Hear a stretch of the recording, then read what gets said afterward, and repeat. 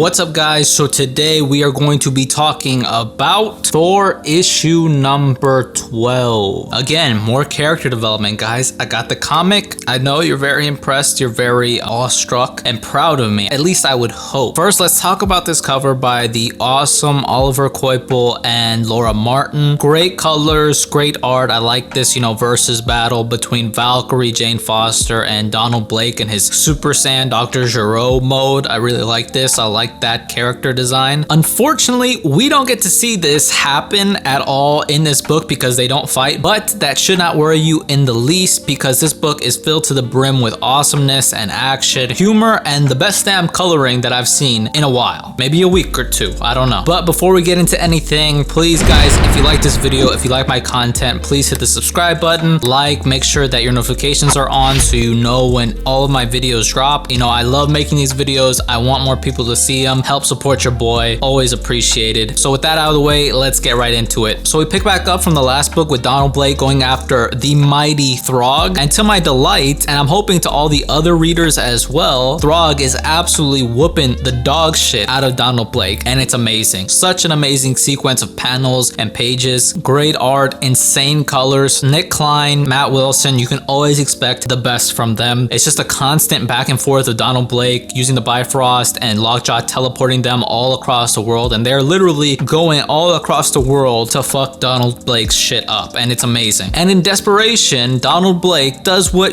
most people who are desperate do, and well, he swallows Throg. He swallows Throg, guys. I'm sorry, I had to do it. I am a deviant. I will be making those jokes, as often as I can, because truthfully, I cannot control myself, and that's just what it is. But yeah, he straight up devours Throg, which was just such a weird thing to see. That's definitely the part of the dragon that's like the lizard brain that's just like, oh, let me eat this frog. And you'd think that would be the end of it, right? I mean, he ate his opponent, but the thing is that we come to find out is Donald Blake is in fact not a true champ because he cannot keep his food down, okay? And this is an important lesson to everybody out there. I don't know how young you guys are that are watching these videos, but basically, chew your food well, This is a very important lesson in chewing your food because it'll come back and bite you in the ass. And the next thing you know, we just see Throg's hammer, which is actually called Thrognir, which I absolutely love that it's called that. That's just amazing. I'm glad that exists. But we just see it come out of Donald Blake's mouth, totally breaking his teeth, blood splattered everywhere, and then Throg soon follows. And it's such a great and striking series of panels. But wait, there's more. Speaking of striking, and with the help of Lockjaw setting up the pitch for Throg to absolutely lay the hammer down on Donald Blake's stupid face in this absolutely amazing page. Nick Klein and Matt Wilson are seriously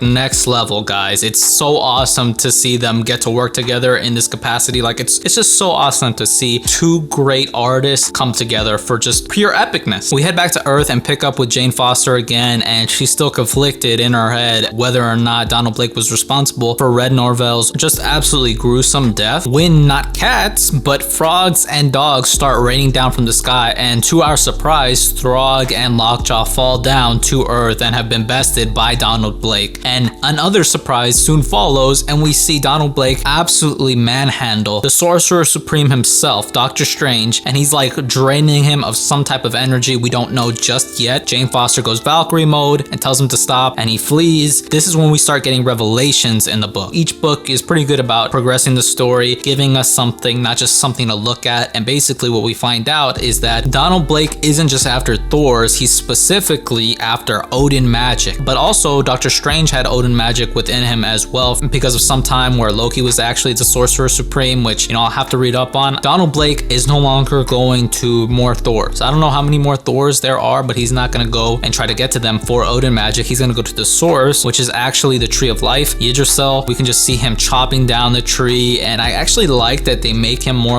serpentine or serpent-like. You can see kind of the monster taking over him. The little details, I really like that. Again, with him manhandling Doctor Strange the way he did, that's just another way to put emphasis on how fucking insane this guy is to have done that to the Sorcerer Supreme. And Thor is still stuck at the World Tree, unable to help at all. He just sits there and waits basically as the blood of Yggdrasil just pours down in this endless weird realm that he's in. And basically the book ends with Valkyrie heading off to go and find Odin, and she does eventually find him on some far off planet, and he's just in a bar just chilling, getting drunk. Lots of Asgardian Wolverine vibes going on. on. It feels like Odin kind of just is like a derelict now and kind of just giving up on everything. I don't know, but he looks badass, and there's so many awesome colors being used here. Really, the colors in this book, they're just outstanding. Like, it's so good. Like, the art, everything, it's like what you can expect is always good with these guys, but this is like a little bit above and beyond. Like, to be honest, like, this is far better than just their like awesome, like consistent work. Everything just looks great, and that's how it ends there. Now, this issue I want to say is the best. I don't know if it's the best, but it's definitely my favorite. This is like the most fun I've had reading a comic, or like reading a Thor comic specifically. Like, that's like an even higher tier or a higher caliber, especially with all the Throg action. It was super fun. So much action, guys. There's just so much action in this. It's a good little story. Not too much happens, but there's a lot of action. Awesome art, amazing coloring. Again, as always, you guys already know, I highly recommend this issue and Thor as a whole. Now, if I'm being really critical, the only thing that I would take away from this issue, or the only thing that I would critique about it, would be that there's barely any Thor in this Thor issue, okay? I think he's in the book for like 1 or 2 pages, and that's it. But nonetheless, it was an awesome issue. You guys know the drill. Highly entertaining and highly recommended as always. It's actually really dope because Donny Cates, the writer of Thor, who is not going to be off of Thor for a very long time, which makes me feel amazing that I can keep on buying Thor and expecting this level of awesomeness almost every time. But he was also writing Venom, and he's going to stop now. Al Ewing, the guy who's doing Immortal Hulk, or was doing Immortal Hulk, I believe he's going to stop at issue 50. So what's basically is going to happen is that this guy's getting off of Venom and this guy's getting off of Hulk, and they basically pulled the old switcheroo. Al Ewing's going to Venom, Donny Cates is going to the Hulk. It is just so awesome. This is going to be insane, okay? I can't wait to see like the gruesome, weird shit that Al Ewing is going to do with Venom, and I can't wait to see the epicness that Donny Cates brings to the Hulk. Like, it's going to be nuts. With Ryan Ottley drawing, which, if you don't know, he's responsible for Invincible. You can go watch that show, and I promise I have a review for that show coming. I'm still writing it. I just don't want to churn out, you know, a piece of dog shit. That's why I'm taking my time with it. Also, another, you know, Thor related thing kind of is Loki is coming out next week, and I'm going to be doing weekly reviews of that. So if you guys are interested in any of that, please stay tuned for this channel, because I'm going to be putting out Loki reviews. I'm getting my knowledge up on Loki and on the TVA, and just learning everything I can so I can give you guys as much information and pick up on certain things. So you guys who are watching these videos and may not have all the time in the world to be reading these comics and knowing everything, and you want to know, I got you to the best of my abilities. But that's pretty much it, guys. As always, let me know your thoughts. If you like the video, leave me a thumbs up, comment down below, and if you want, subscribe. I always appreciate it. Thank you guys so much for watching, and I'll see you in the next one.